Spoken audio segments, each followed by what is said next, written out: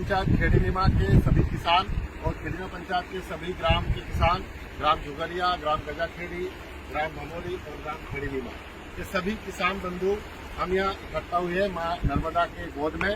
और हम सरकार के लिए, सरकार की सद्बुद्धि के लिए माँ नर्मदा के चरणों में हमने ज्ञापन दिया है कि शायद सरकार की सद्बुद्धि आ जाए और किसानों के प्रति जो उदासीन रवैया उन्होंने अपना रखा है वो छोड़कर किसानों के हित में कार्य करे, क्योंकि पूरी 29 की 29 सीटें किसानों ने इस सरकार को दी है और ये जो किसानों के साथ सोचना व्यवहार सरकार कर रही है, ये एक बड़े आंदोलन की ओर इशारा कर रहा है। किसान बहुत परेशान है, दुखी है। खाद के लिए पूरी बरसात लाइन लगा रहा किसान, 2-2 बोरी किसानों को मिल रही थी, इतना तो किराया लग जाता लाने करने में। भरी बरसात में भीगते करते किसानों ने खाद लाए हैं। ये क्या संकट आन पड़ा किसानों के ऊपर कि जिसे अन्नदाता कहा जाता है, जो देश किसान है, जिसके नारे जयकारे लगते हैं, वही आज दुखी पीड़ित है।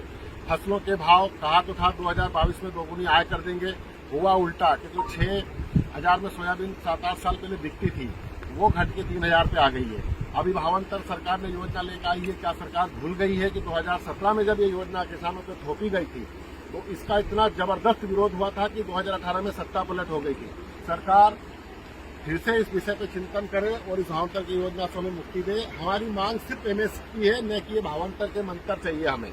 दूसरा, राहत राशि जो अभी किसानों को दी गई है, हरदा जिले का नाम ही उसमें नहीं आया, जबकि अभी सरकार जो वादे करती है कि हम सैटेलाइट से सर्वे करते हैं, तो क्या उनके सैटेलाइट में उनको हमारे खेत नहीं दिखते हैं कि सोयाबीन की फसलें चौपट हो गई अतिवृष्टि से, पीला मोजक से। वो जो पटवारी सर्वे कर रहे हैं उसमें भी वो धान भी दिखा रहे हैं। हमारे पड़ोस के ग्राम कुंजर गांव में अभी भी सोयाबीन की फसलें खड़ी और पटवारी ने रिक्त भूमि लिख दी है।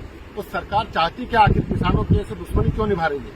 किसान यही चाहता है सरकार से कि भैया हम सबने आपको बहुमत दिया है, वोट दिया है, जाग जाओ, मान जाओ, नहीं तो ये आंदोलन मां नर्मदा से शुरू होकर भोपाल तक जाएगा और इसकी जिम्मेदारी आप लोगों की रहेगी। किसान हार मानने वाला नहीं है। कई सरकारें आई और कई गई, हम किसान हैं।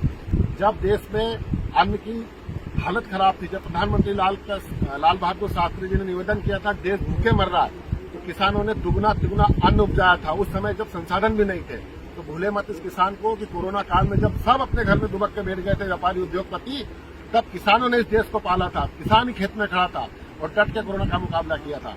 तो इस देश के अनमोल धरोहर को, किसान को ऐसे सरकार पीड़ित ना करे, शोषित ना करे, अन्यथा ये पीड़ा, ये हाय सरकार को ले डूबेगी। हम चाहते हैं सरकार इस पर ध्यान कर दे और तुरंत इस पर कार्रवाई करे और सभी विषयों को संज्ञान में ले, किसान को हल्के में न ले।